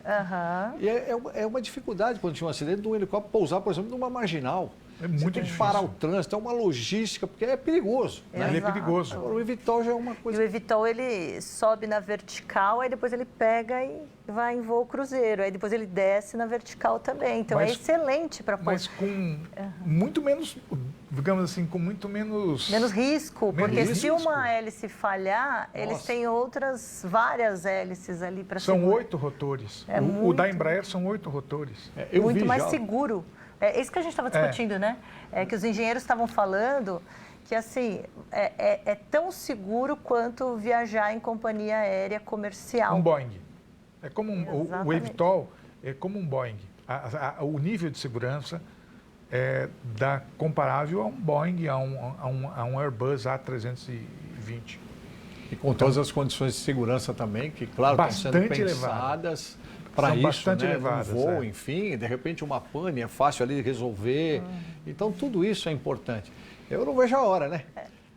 Eu acho que o doutor Macari, principalmente, é entusiasta do assunto, a doutora também, que é uma estudiosa, vocês dois, né? Porque, de uma certa forma, vocês saíram na frente, né, doutor Macari? O próprio simpósio, né? Foi isso. É como o senhor disse, ele saiu na frente já para... começar a preparar a população para o que vem aí. Né? Preparar a população e pensar a cidade, né? Nós não podemos mais, assim, já passou da época, da hora, né? De São Paulo, a gente sai correndo atrás da tecnologia. E te digo mais, nós temos que fazer, estou conversando com o presidente da Câmara, porque nós vamos ter que tratar também de um assunto que a tecnologia está mais avançada, está mais disponível já no mundo, que são os drones de entrega. Sim. E assim, o drone de entrega, então não vai ter mais a moto entrega? Não. É só parar para pensar. Se você pensar na miríade de moto que tem em São Paulo e pensar que aquilo vai ser um drone, não vai. Vai ser uma complementação. Sempre. Vai ser sempre uma complementação. Porque vai ser um outro transporte, vai ser para tais e tais encomendas também, mas a gente precisa começar a pensar. Com certeza. Porque essa tecnologia já está mais disponível, já está mais pronta. Com certeza. E a gente tem que se debruçar. Mas já adianto. Vai acabar com a moto entrega? De jeito nenhum, não tem nem como. O senhor disse tudo, né? É uma complementação. Vamos ter que fazer outros programas sobre isso, com certeza, à medida que também as evoluções ocorrerem, né? Eu acho importante agradecer já a vocês, né? O nosso tempo, lamentavelmente, está se esgotando. Muito obrigado, viu, doutora Irene, pela sua participação. Muito obrigada, eu que agradeço e também foi uma felicidade ter participado desse simpósio. Eu acho que marca o debate e coloca São Paulo à frente. Nas pesquisas que foram trazidas, São Paulo tem o maior potencial de rapidamente criar uma regulação responsiva em relação ao Evitol. E eu não tenho dúvidas que isso é o que vai acontecer e vai pautar aqui a nossa cidade no cenário mundial. Sem dúvida. Parabéns pelo seu trabalho. Doutor Bacarin, muito obrigado, viu, pela sua participação. E fica aqui o convite para falarmos mais sobre esse assunto à medida que o tempo for passando, tá certo? Vamos falando porque vai evoluir, né? Sem dúvida. Essa legislação vai vir porque o produto está aí, é uma realidade tecnológica que já existe. Com certeza. Gente, o Legislativo do Futuro de hoje termina aqui. Se você está nos acompanhando pelo YouTube, não esqueça de se inscrever no canal e comentar o que achou do tema de hoje. Siga também o nosso perfil no Instagram, o @Câmara São Paulo. Rede Câmara São Paulo, sua conexão com a política da cidade.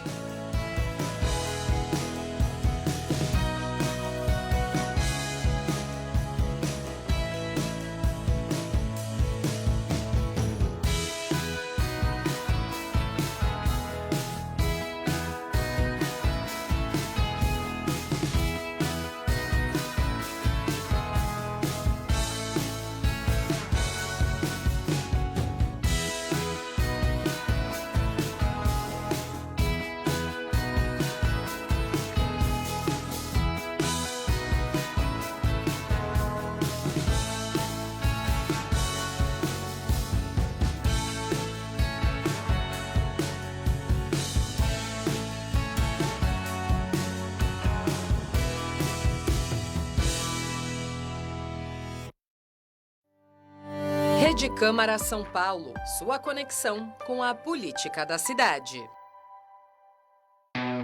Quer saber o que acontece na política da nossa cidade? Então é hora de acompanhar a Rede Câmara São Paulo. Uma programação transparente e pensada para te trazer informação direto da fonte.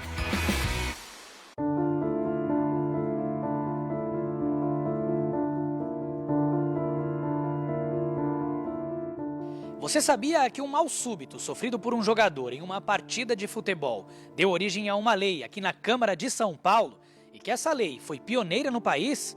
Vem comigo que eu te conto tudo agora no Histórias da Câmara.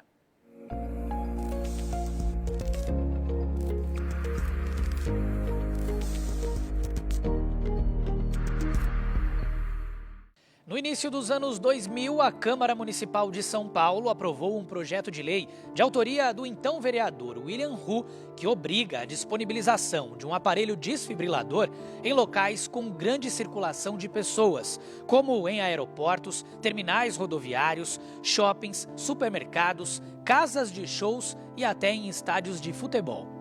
A necessidade de ter aparelhos desfibriladores em espaços públicos só foi percebida depois que Serginho, zagueiro do São Caetano, teve uma arritmia cardíaca durante uma partida no estádio do Morumbi. Na ocasião, a falta do aparelho dificultou o atendimento e a demora em reanimá-lo causou a morte do jogador. Segundo dados da Sociedade Brasileira de Arritmias Cardíacas, 200 mil pessoas morrem da doença por ano no Brasil, fora do ambiente hospitalar. Essas mortes acontecem principalmente quando o socorro não chega a tempo de salvar a vítima. Dados apontam que se a vítima for atendida no primeiro minuto e com o uso do aparelho desfibrilador, as chances de sobrevivência são grandes. O aparelho é pequeno e bem prático. Este modelo, por exemplo, chega a emitir até mensagem de voz para orientar quem está usando. Este é um dos desfibriladores da Câmara Municipal de São Paulo. A maior casa de leis da América Latina possui 2 destes equipamentos. A principal função dele é fazer com que o coração volte ao ritmo normal de batimentos, por meio de choques controlados que são disparados diretamente contra o peito da vítima. Naquela época, devido à morte do jogador, o futebol brasileiro passou a ter como protocolo desfibriladores e ambulâncias dentro dos estádios de futebol em dias de jogos. A lei, criada e aprovada pela Câmara em São Paulo, determina multa de R$ 2.000, que pode ser renovada semanalmente até a constatação de aquisição do equipamento nos espaços. O Legislativo paulistano está sempre atento a tudo o que acontece na maior cidade do país, para criar e fiscalizar leis que melhorem a vida das pessoas. Para participar dos debates desses projetos e também conhecer mais histórias das leis de São Paulo, basta acompanhar a Rede Câmara pela TV, nas redes sociais ou na web rádio. E sempre que puder, cuide da sua saúde. Eu fico por aqui e até o próximo Histórias da Câmara. Tchau!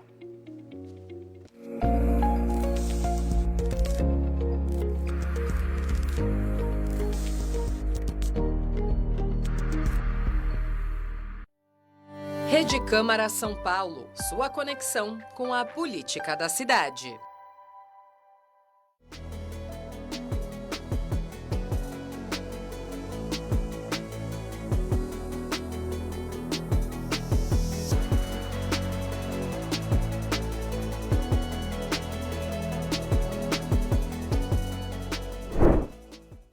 Olá, eu sou Viviane Cesarino e este é o Vossa Excelência à Memória. Abre aspas. Sou vereador de Pisar no Barro, faço atendimento de mutirões e encaminhamentos de pedidos da população. Fecha aspas. Esta é uma declaração do nosso entrevistado de hoje ao Jornal da Tarde em 2004. Mas ele fez mais. Contribuiu para a formação de muitos bairros. Como um legítimo representante da Zona Leste de São Paulo, aqui neste plenário, foi o presidente de uma das CPIs mais corajosas que já existiram, a que investigava o que chamavam na época de Caixa Preta do Tribunal de Contas do município. Autor de leis que protegem as mulheres e a saúde dos paulistanos, Gilson Barreto teve passagens como suplente desde 1989. A partir daí, foram 8 mandatos até 2024. Gilson Barreto, contador, advogado, professor, corretor de imóveis, agente fiscal de rendas do Estado, vereador. Muito obrigada pela presença do senhor aqui no nosso estúdio, que é o plenário da Câmara Municipal de São Paulo. Satisfação é minha. Que vida que o senhor passou aqui, hein? Verdade, foi uma vida nesse parlamento, para mim foi um orgulho muito grande. Eu que vi da Bahia, sou baiano, e vi para São Paulo aventurar vida, não é? A gente jovem, vê que o espaço no estado da Bahia era pequeno, então vim para cá para aventurar e me envolvi com tanta coisa, principalmente com trabalhos sociais. Assim que cheguei a São Paulo, fui direto para o bairro de São Mateus. Nós vamos falar muito dessa Zona Leste. Que não existia asfalto, luz, água. É uma vida, é um trabalho constante. Para mim, é um orgulho muito grande ter participado desse parlamento 30 e poucos anos. A gente está falando de Zona Leste, o senhor falou São Mateus, né? Mas Sapopemba, Itaquera, Penha, Guaianazes, Vila Formosa, Vila Prudente. O senhor é o baiano mais da Zona Leste, então, que já veio para cá. Verdade, nós começamos na Zona Leste, mas você, quando eleito, você passa a ser vereador da cidade de São Paulo. E os desafios eram e ainda continuam sendo muito grande, constante, e o papel do parlamentar é muito importante na cidade de São Paulo. Infelizmente, nosso contribuinte, nossos eleitores ainda não perceberam a importância do parlamento na cidade de São Paulo. Uhum. Como é que foi essa trajetória de ser um um homem que surgiu ali dos movimentos sociais, um cidadão que surgiu dos movimentos sociais da Zona Leste, como a gente já falou, até fundador do PSDB, que o senhor é um dos fundadores do partido, até chegar aqui? Quando eu cheguei a São Paulo, que a gente vem lá do interior do estado da Bahia, você já sente aquela carência, necessidade e a vontade de fazer alguma coisa. Então você vem para uma cidade como São Paulo, aventurar, na realidade é uma aventura, como muitos jovens vieram e ainda vêm para cá, que São Paulo é uma cidade maravilhosa, a gente sabe que é uma selva de pedras, mas aqui existe espaço e futuro, principalmente para os jovens. E eu comecei a participar das associações, Sociedade de Amigos de Bairros, integrar a comunidade para discutir as questões que naquela oportunidade era a viela, a pinguela, não era pontes, que hoje é ponte e viadutos, né? E discutir as questões, principalmente do bairro, questão de condução, das necessidades mais prementes para aquela comunidade naquele momento. E eram muitas. Aí você vai sendo envolvido dentro do trabalho e vai se empolgando e você vai trabalhando constante e isso aí houve um reconhecimento, principalmente na época do prefeito Mário Covas, que percebeu o trabalho das organizações sociais e me convidou para ser administrador regional de Itaquera, Guaianazes e São Mateus. Que naquela oportunidade nós tínhamos 13 administrações regionais. E eu fui convidado para ser administrador regional, que hoje a denominação é subprefeito, e participei da administração pública e você é envolvido, as pessoas começam a te empolgar e você... Incentivar, e você vai, vamos lá. E eu desafio e aí eu entrei na vida do parlamento, não é? Fui candidato em 1982, para deputado, cheguei a ter 19 mil votos naquela oportunidade. Depois de 4 anos, comecei a ser envolvido. É que você, quando começa, você é induzido a ser, vamos dizer assim, a ser pano de fundo para alguém. Vamos lançar o Gilson porque ele tem condições de trazer voto para mim. Na realidade é isso, o partido é assim, e você é envolvido a entrar na política, e você vai sem saber direito o que é que vai acontecer, o que é, e com isso é um aprendizado muito bom. Isso aconteceu comigo e acontece com muita gente. Caindo aqui nessa panela de pressão. Aqui é um espaço maravilhoso. E nós discutimos, como parlamentar, nós discutimos ideias. Nós tínhamos um Brasil Vita, Miguel Colassuano e muitos outros tribunos que dava prazer você sentar e ficar ouvindo a discussão de ideias, não é? É um pouco, eu acho que mudou muito. Se perdeu isso, o senhor acha? Se perdeu. Eu acho que nós perdemos muito porque hoje os parlamentos, não só São Paulo, está muito na ideia de discussões, eu acho, esqueceram de discutir a cidade. Estão discutindo questões nacionais e questões muito de partidários. Ideologias. Né? Ideologia. Nossa, isso a gente percebe demais agora. Esqueceram, infelizmente, deixaram de cumprir o papel de vereador da comunidade. Eu acho que, infelizmente, nós estamos perdendo muito isso. Eu espero que o parlamento mude, que nossos vereadores e os futuros vereadores façam uma revisão disso e cumpram o seu papel de parlamentar e não ficar apenas em discussões outras que não está trazendo nada. Hoje eu estou um pouco à distância e a gente acompanha de perto e vê que realmente deixa muito a desejar. Eu tenho saudades dos bons tempos, dos tribunos aqui, como nós tínhamos no PSDB, que me ensinou muito, eu aprendi muito, foi um aprendizado. Walter Feldman, Marcos Mendonça, Arnaldo Madeira, Paulo Kobayashi, saudoso Paulo Kobayashi.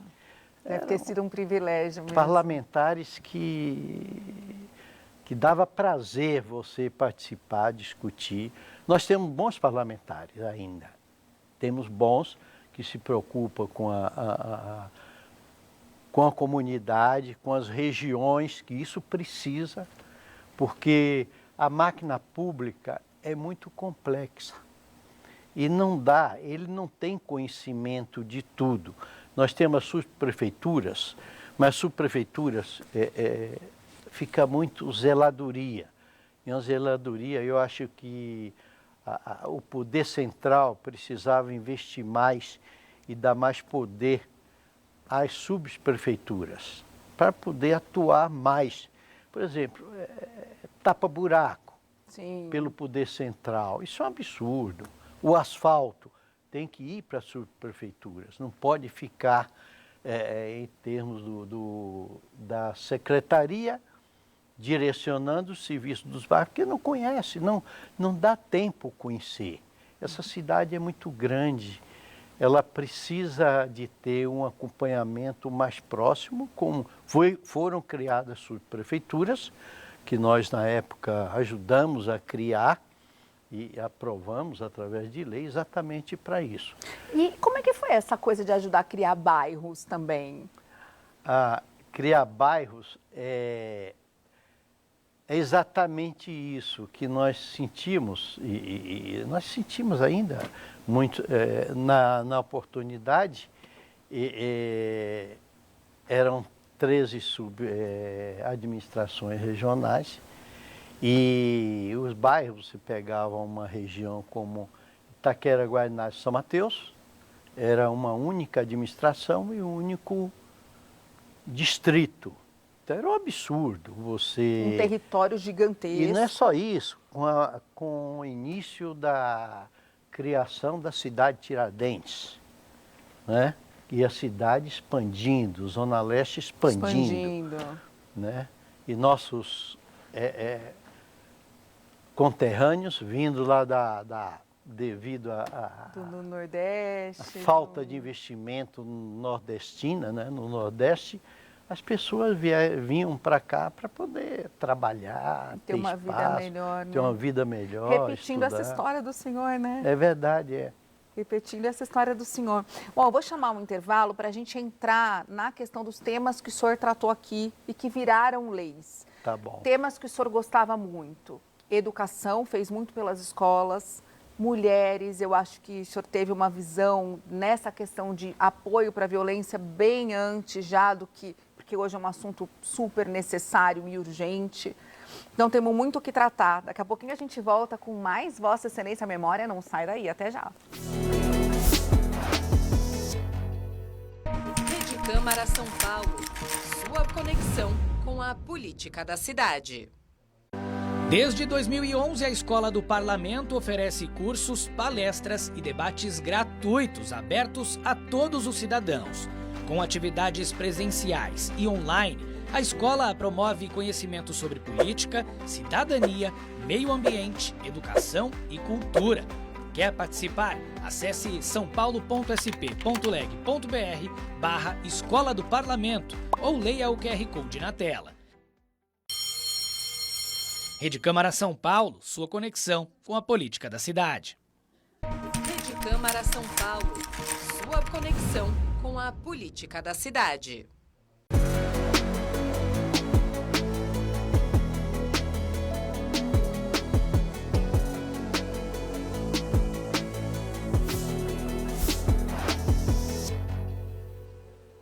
volta com Vossa Excelência Memória, que hoje tem a super honra de receber Gilson Barreto, um homem que passou, gente, praticamente de 89 a 2024, trabalhando muito aqui nesse plenário, uma vida, nosso representante da Zona Leste. Antes da gente entrar nos projetos do senhor, que a gente vai falar bastante